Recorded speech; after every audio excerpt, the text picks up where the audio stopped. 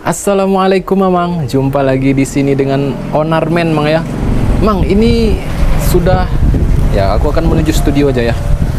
Sudah, pokoknya asik lah hari ini. Aku lagi melukis, tiba-tiba melukis beruang Mang. Padahal belum selesai yang Aisar Khalid. Kita cek dulu Mang, masuk dulu kita Mang. Aku melukis beruang. Tiba-tiba aja pengen melukis beruang itu banyak kanvas, banyak cat lukis tersedia Mang ya. Seorang pekerja seni itu harus siap semua bahan-bahan dan peralatan untuk mengekspresikan gitu, asik Mang. Nah ini aku gambar beruang Mang, tapi tetap nanti beruangnya nih impasto dan pinggir-pinggirnya tetap aku kasih geometrik Mang. Padahal kemarin lagi proses Aisar Khalid. Nah yang Aisar Khalid itu tinggal 10% lagi lah, 10% selesai. Ini yang beruang, ini nanti beruangnya rencana mau aku kasih kayak doodle-doodle gitu Mang. Tuh rencana aku mau ngasih kayak doodle-doodle yang putih yang biasa di Instagram Onar Bermanu gitu, jadi kayak nyatu di dalam sini. Terus di sini tadi sudah aku sketch ada karakter beruang lah, geometrik. Terus ini tetap geometrik juga, lebih lekukannya lebih smooth gitu. Kalau ini lebih ke tegas-tegas gitu, garis tegas-tegas. Ada bulat juga dan tetap pakai impasto emang ya. Nah ini aku senang impasto. Terus warna biru, aku masih tetap suka warna biru Bang. Warna biru tuh kayak luas, dingin, jernih, seger gitu loh, fresh gitu. Kalau setiap hari itu kalau lihat warna biru, langit biru cerah, terang benderang, itu kayak pengen menggapai masa depan tuh semangat gitu Bang, gitu kira-kira. Karena aku suka sesuatu yang cerah, yang terang benderang tuh suka aku Bang. Biru, mungkin aku suka warna biru, nggak tahu, mungkin sebelumnya itu Bang aku bikin ya macam-macam. Memang ada warna biru, ada warna kulit, ada warna-warni, lukisannya itu macam-macam. Nah ini sekarang itu dominan karya-karyaku kalau yang realisnya itu warna biru gitu, impasto warna biru, terus aku gabungkan warna doodle sama geometrik. Oke Mang, kemarin aku udah janji nih Mang, aku janji pengen menjawab pertanyaan dari Mamang kita nih, Mamang dari Instagram nih. Pertanyaannya Mang, aku cek dulu ya Mang ya. Ini pertanyaan dari Mamang Novecito. Pertanyaan Mamang dari Novecito. Pertanyaannya adalah, untuk kita mencari channel ke kolektor-kolektor, oh mungkin maksudnya kolektor-kolektor Mang ya. Untuk kita mencari channel ke kolektor-kolektor itu gimana sih Mas? Langkah-langkah apa aja Mas? Nah, gimana langkah-langkahnya apa aja untuk mencari kolektor ke lukisan kita gitu Mang ya. Kalau langkah-langkah aku kurang, untuk langkah-langkah yang kayak orang yang langkah channel linknya gede-gede atau gimana tuh aku nggak ada langkahnya cuma dikit sih Mang. Kalau yang aku lakukan selama ini ya kita manfaatin sosial media Mang. Kemarin udah aku sering jelasin emang ya, manfaatin sosial media, Instagram, Twitter. Ntar dulu sambil minum Mang, sambil minum asik nih kayaknya. Ini aku dibikinin jamu nih sama istri, karena kan lagi musim batuk nih Mang, lagi musim demam gitu kan. Dibikinin jahe, kunyit, bismillah. Alhamdulillah. Oke, lanjut lagi Mang. Nah, langkah-langkahnya tuh satu, yang terpenting seperti kita, seperti aku, yang orang kecil yang bukan siapa-siapa ini, untuk bergaul pun nggak sekeren orang-orang biasanya gitu kan. Untuk pandai berbicara tuh tidak. Aku cuma manfaatin sosial media yang ada Mang. Jadi Instagram, aku lebih dominan Instagram karena kayak lebih simple gitu kan, lebih foto-foto, audiensnya berbeda dengan TikTok, dengan YouTube juga beda. Jadi Instagram, aku lebih pakai Instagram. Bisa pakai Instagram, bisa pakai TikTok, bisa pakai Facebook, bisa pakai YouTube. Jadi Mamang kalau ada karya, tunjukin awal mulanya. Mamang kita nih, Mamang Novecito, tunjukin aja karya-karyanya di Instagram Mang. Mamang suka berkarya apa, kayaknya sudah sering berkarya, karya dengan memiliki style yang sama, tunjukin, upload terus ke sosial media, upload ke internet, upload ke Instagram, ke Twitter, ke YouTube, ke TikTok, kemanapun sosial media tunjukin. Jadi intinya tuh tunjukin karya kita emang ya. Jadi kalau kayak kita yang orang belum banyak tahu, orang-orang belum banyak tahu, jadi kayak intinya kan kayak marketing itu kan adalah pemasaran. Tugas kita tuh hanya memasarkan, menunjukkan karya kita, memarketingkan karya kita.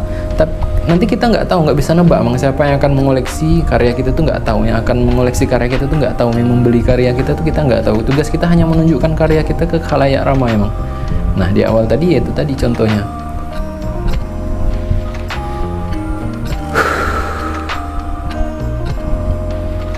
Adalah tunjukkan ke sosial media. Jadi upload terus. Baik itu dari prosesnya, baik itu dari pembuatannya, mulai membuatnya, proses membuatnya, behind the scene dalam berkarya itu, atau Mamang lagi jalan-jalan kemana. Yang penting Instagram atau sosial media itu aktif terus Mang, aktif. Jadi ibaratnya kita tuh kayak membranding lah, baik itu membranding visual karya kita atau membranding kita sendiri. Jadi memang update aja terus di sosial media sampai orang tuh tiba-tiba nanti tidak sengaja karya kita akan lewat di timeline dia kan, tiba-tiba di explore dia tuh ada lihat karya kita, tiba-tiba dia tertarik dan tiba-tiba dia akan mengoleksi.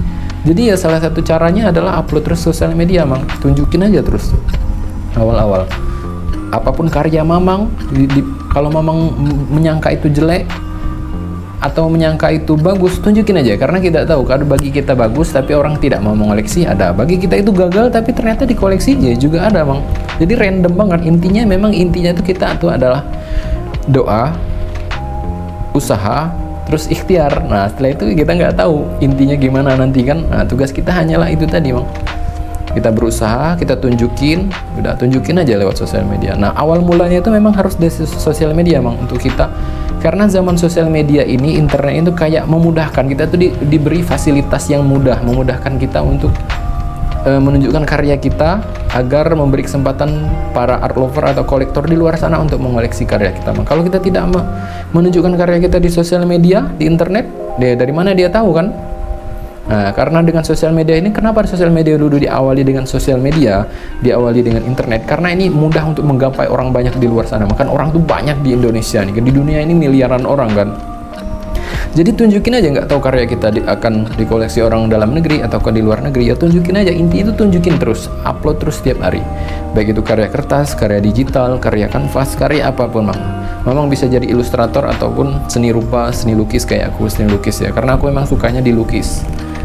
Karena kenapa aku sukanya dilukis, seni murni, aku sukanya bebas gitu, Mang. Mungkin kalau misalnya ada kayak tendensi orang untuk memasuki karyaku nggak terlalu banyak, misalnya ada commission artwork, orang pengen bikin seperti ini, ya nggak banyak tendensi lah. Aku suka yang kebebasan gitu kan, nggak terlalu diatur banget lah gitu ya, gitu, Mang. Nah jadi tunjukin. Nah setelah sosial media, jadi kan orang nanti terbiasa melihat karya Mamang tuh, Mang, terbiasa lihat visual karya Mamang. Akhirnya orang mulai sadar nih, oh ini karya si A seperti ini, karya Novecito karyanya seperti ini, Mamang. Karya siapa? Oh seperti ini. Terus tiba-tiba ada pengumuman nih, Mamang pameran bersama atau pameran tunggal. Orang nanti art lover atau kolektor nanti akan lebih mudah untuk mengenal karya Mamang nih. Tiba-tiba dia tertarik karena selama ini dia sudah melihat di sosial media. Terus ada informasi bahwa Mamang akan mengadakan pameran bersama atau pameran tunggal. Jadi lebih sudah familiar di mata mereka kan. Oh tentang karya ini seperti ini. Terus dia berkunjung ke pameran bersama. Nanti mungkin langsung dikoleksi secara fisik. Ya itu tadi, dari sosial media. Setelah sosial media kita harus berpameran, baik itu pameran bersama ataupun pameran tunggal. Yang puncak-puncaknya itu ya pameran tunggal, Mang. Kita sebagai seorang pekerja seni, sebagai seniman, bagi orang luar kan kita tuh dibilang seniman lah. Seniman kan pekerja seni kan, apalagi kan.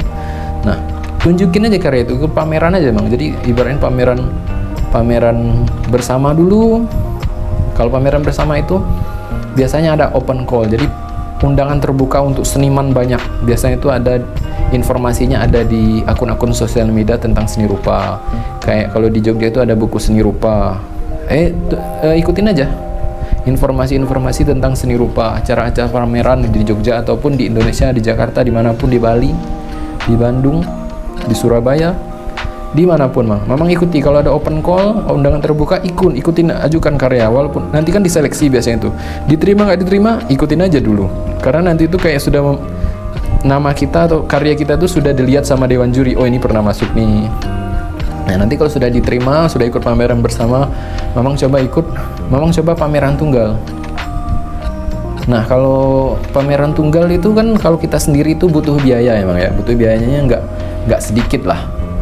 Ya memang butuh, ya namanya aja independen, indie, harus semuanya butuh biaya, untuk biaya katalog, sewa galeri, bikin lukisan itu kan perlu cat, perlu bahan-bahan. Jadi ya tadi dari mulai sosial media dulu, tunjukin terus karya kita supaya orang tuh ibarat kita mencuci otak, brainwash orang gitu. Oh ini karya ini, karya ini. Oh kelihatan nih karyanya seperti ini sudah kelihatan. Terus kita ke pameran tuh bersama atau pameran tunggal. Nah itu.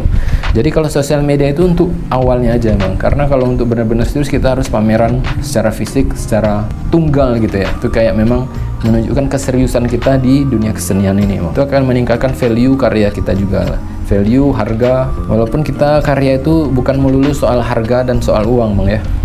karena aku pun berkarya semau-mau aku. Nah, ketika karya ini jadi, aku ikhtiarkan untuk ditunjukin lewat sosial media, lewat pameran, untuk memberi kesempatan orang untuk mengoleksi karya. Ketika di studio aku menjadi seniman, tapi ketika karya itu jadi aku menjadi seorang marketer lah. Itu Mang. Gitu ya Mamang Novecito. Bagaimana mencari channel ke korektor-korektor, gimana sih langkah-langkahnya apa aja itu tadi. Mulai dari sosial media, tunjukin terus intinya. Kita nggak tahu nanti siapa yang akan tercantol dengan karya kita Mang ya. Nah, setelah sosial media aku ulangi lagi, kita harus pameran bersama dan pameran tunggal. Nah, nanti bisa juga kalau pameran tunggal nanti bisa lewat di kontrak galeri ataupun kita sendiri secara independen. Kalau secara independen ya aku sudah pameran tunggal sudah ke 3 kali, itu independen aku semuanya biaya sendiri, lumayan sih. Sekali pameran keluar berapa. Terus yang pameran keempat kemarin sempat kerjasama dengan galeri, kerjasama per project aja, per pameran. Jadi ada plus minusnya. Kalau kita sendiri lumayan effortnya, tenaga kita, semua ya, kita marketing, kita melukis, kita juga bikin katalog, kita persiapan pameran. Nah, tapi kalau sudah lewat galeri nanti kita disiapin, kita hanya fokus melukis dan memperbaiki karya kita sebagus mungkin, pihak galeri nanti bagian marketing. Nah, tapi kalau kita sendiri kita bisa mendapatkan hasilnya 100% buat kita. Tapi kalau sudah kerjasama dengan galeri itu pasti ada kontrak kerjasama, bagi hasilnya seberapa ya gimana nanti tergantung. Nanti kalau mau kerjasama kita harus lihat dulu kontraknya sebenarnya gimana gitu. Oke, Mamang Novecito, mamang-mamang semuanya, itu aja dulu. Dadah, assalamualaikum.